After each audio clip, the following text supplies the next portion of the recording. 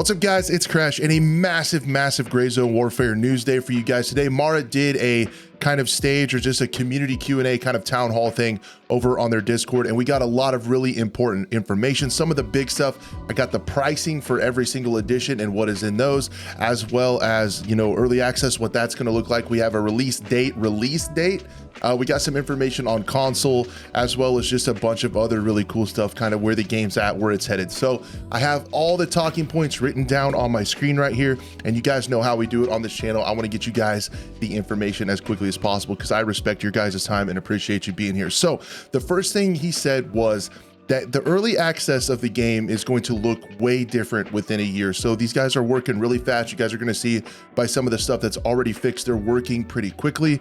And he went on to say that early access is only 20% of the game, kind of content wise, and what's going to be there as far as gameplay loops and all the stuff like that. So that's really exciting. And then right off the top, he said consoles will come sooner or later is what he said. Basically how it is, and this is kind of how we thought from the beginning, if the PC version goes really well, kind of gains traction, becomes kind of a big hit, then it's easier for Sony and Microsoft to help pick them up because they will want the game to come to their consoles. So they're focused on PC right now. They want to get that big, successful, working well, big community, and then go ahead and see what it's like to get that over to Sony and Microsoft for a console release. So it is in the plans if everything goes well. I wouldn't bet the bank on it, but it looks like they're moving in that direction. He said that the playtest went really well with content creators. Man, I had a ton of fun. But they said that they already fixed most of the bugs. And then they said a roadmap is coming. They're working on doing a roadmap, but it's kind of looking like the cadence for big patches is going to be about every 6 months. So that's when things will wipe. That's when big updates and content changes will happen. In the meantime, there will be like hot fixes and patches for like bugs, optimization, game breaking, stuff like that. And then, yeah, the 6 month big releases. The first one, as we've already talked about, we've alluded to on this channel, is still going to be, is set to be the day night cycle, as well as all the equipment to go with that. And also, this is kind of new to me, the AI updates to make that work with nighttime. They're going to be able to like camp out. The AI is going to go to sleep and stuff like that. And then you have kind of all the equipment that goes with night ops, the NVGs, the thermals, all the nods and that kind of stuff. There's also going to be some sneaky features that we're going to find out when they do these big updates, so competitors don't see it and don't know it's coming, so they can be the first. So that's exciting. There's still some mystery to be had when it comes to these big 6 month patches. And then he said those will wipe like we kind of already thought. And right now their focus is on early access, and that is kind of the same build that you saw us play throughout the 7 days. And they're working on stability and optimization and already gotten pretty far. The next update will also have, they're also working on QoL life, quality of life stuff. I put QoL, I didn't even know what my own notes meant. Gee, many Christmas. Stuff like canceling reloads. They talked about sprinting while reloading and things like that. He doesn't want there to be times where you feel like a developer caused you to die. So they're working on stuff like that. They've already added the ability to shoot from the helicopter. There was a clip of me going around everywhere where I got shot off the helicopter because I couldn't pull my gun up. And they've added a lot to the base defense. I know you've seen some of the creators did some base raids, and that is going to be in the game. So even when you spawn in your base, you shouldn't feel completely safe, but they added a lot of base defense. He says there's other stuff that you're going to have to find out on your own. And they also fixed lootable guards. So some people were cheesing and kind of exploiting the game by shooting their own faction guards and taking their stuff. Now, if you do that, you won't be able to loot their stuff. So there's no reason to shoot the guards anymore. And they're going to make it really hard for enemy factions to enter the other team's base, but it is doable, and there are going to be rewards for doing that. So it's going to be kind of a big deal if you can pull that off. And they're working on thinking about faction IDs. They don't necessarily know if armbands are the answer because you can see those right away. And whatever kind of visual ID they have between the factions, that was kind of one of the issues I had. It has to hit with the vision of the game. It has to be camouflage, real tactical gear that's still immersive and realistic. So they're working on that. I envision something kind of like Squad.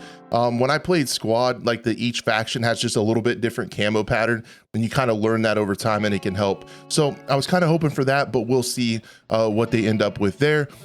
They are working on updating the AI as we talked about. They said that, or he said that they fixed the spongy AI and the terminal ballistics bugs. There's already been around 5 bugs fixed. As you know, we talked about, if you follow this channel, we've talked a lot. I did an on the range day talking about kind of how complicated the ballistic system is there. So those bugs were kind of to be expected. He said it's a very sophisticated piece of code, and they've already fixed 5 bugs that was causing the AI to be tanky, so it should feel quite a bit better. They're also working on the AI being more afflicted by wounds, like the same wounds that players get. So like if they get shot and they break their arm, they can't hold their gun steady, stuff like that. So AI should be nerfed a fair amount. They're working on if the hideout should be inside the map. They still do want to make a hideout. It should be in a social place, kind of like Destiny, where I think it's called the Crucible. You guys will correct me if I'm wrong, but the main space in Destiny where it's kind of a social area, and then you go out and do your missions. So they're working on that. I really hope they do something where it stays inside the map, because that was one of the coolest things about the game for me, was I was always inside the map. And to be honest with you guys, I could honestly do without a hideout. I don't know, you guys might hate me for that. I just really liked staying in the game. They are also definitely working on weather. Weather is coming. He said when it rains in Southeast Asia, it's pretty wild. There's a ton of it. It changes the landscape. It changes the animals around. It changes everything. So they are working one of those big updates. We would likely expect to see some weather coming. Right now, I'm worried about this just a little bit. He said there is shared progression right now when you're talking PvE, EVP, and just plain PvE.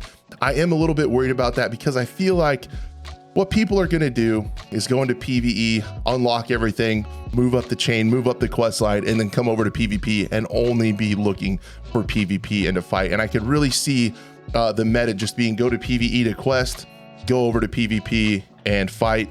And I don't know if that's necessarily how the game should be played. The PvP would not be as organic. However, he did say they're going to keep an eye on it, and if it's exploitable, if it's a meta that evolves, they're going to do something about it. He also said there are 50 guns planned, and special boss guns as well. So bosses are going to have special customized guns that you can collect. Someone asked about a flea market. He said no to the flea market, which I really like. I do not like how the flea market had an effect on Tarkov. So I think that will be a way they can much easier kind of keep an eye on the economy and how things are working like that. They're working on stash sorting as well. I know that was a big request from the 7-day playtest. They're working on griefing and things like that. I'm a little bit worried about that as well, with the general public getting their hands on the game. PMCs will be able to go rogue and they will be wanted. And they're working on mechanics so that for players that want to grief, the PMC will have to pay money to get back into the PMC faction if they want to. And it's just, I don't know, it's a little weird because I don't know what to do. And he said this too about players that just want to be rogue and kill everybody. So they are definitely working on that and how they're going to be able to balance that. They're going to be, this one is really cool. I did not expect this. So they're going to be adding camps to fight over, to take control of. There's going to be 4 of them around the map, and they can act as a forward spawn point, and there will be special vendors in there for PMC factions. So this is eventually at some point in early access. There will be kind of camps that each faction can take control of. And then when they have control of it, then you are able to spawn there. You have special vendors there. So I thought that was really cool. I think the vision and what these things are pointing to is just a really alive, persistent map, and it's going to be pretty cool. Body dragging is coming very soon. They just couldn't quite get it ready for the first early access build, but they are working on body dragging. He said it looked really cool and was really, really immersive. So there are going to be 4 editions on Steam, and we do have the prices for those. So I want to talk a little bit about those and what's included in them. So I wanted to go in a little bit more in depth on the pricing and the editions of the game for Grayzone Warfare and take a look at what you get within them. But the first standard edition is $35, and I think that is an incredibly reasonable price. I thought it was going to be somewhere in the $30 to $40 range. You know, I would even probably be okay with $45, but $35 to get your foot in the door and test out the game and see if you like it, I think is incredibly reasonable. So what you get with that is a 10 by 25 locker size, a 2 by 2 secure box that, you know, you basically think like your Gamma or Kappa container or whatever from Escape from Tarkov. You get $10,000 in game. That's kind of the starting. 2 of kind of every kind of gun. There is not really a sniper rifle in here, which we'll get to later, but essentially kind of 2 of all the essentials. Now, if you upgrade that edition, if you go to the next edition, which is the tactical edition, you get all that stuff. It is, I want to make sure I get it right, $57 is what it's going to be. These are all US prices.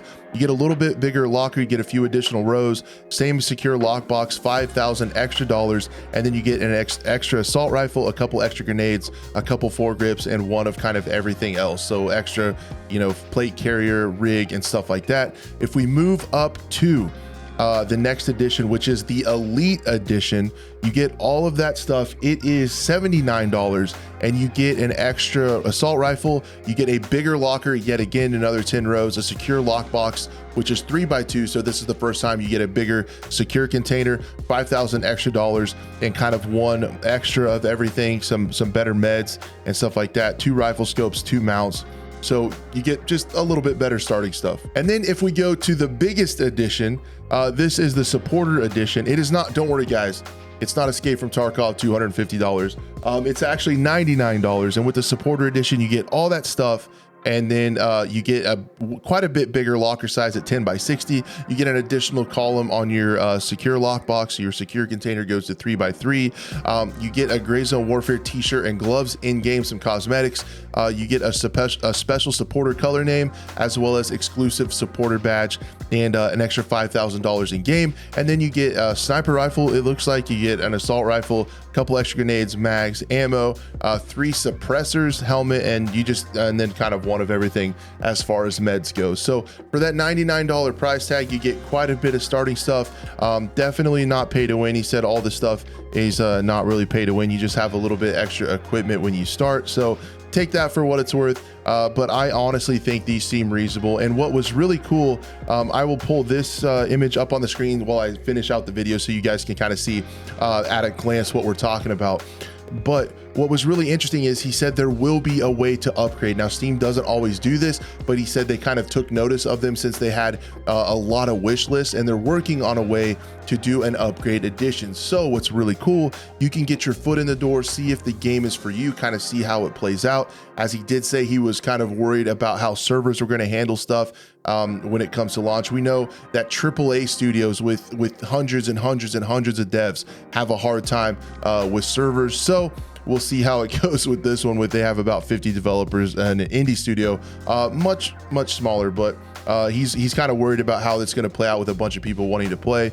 But you can kind of pay your $35, see how that goes, see if the game is for you, and then upgrade from there. So I really like this. You'll be able to get in for a very reasonable price, and you will also be able to upgrade if you really enjoy the game and want to support the devs and want to support the studio and have a little bit nicer stuff. So I think that is really cool. I think these are all reasonable and all kind of to be expected, as well as release date information was given.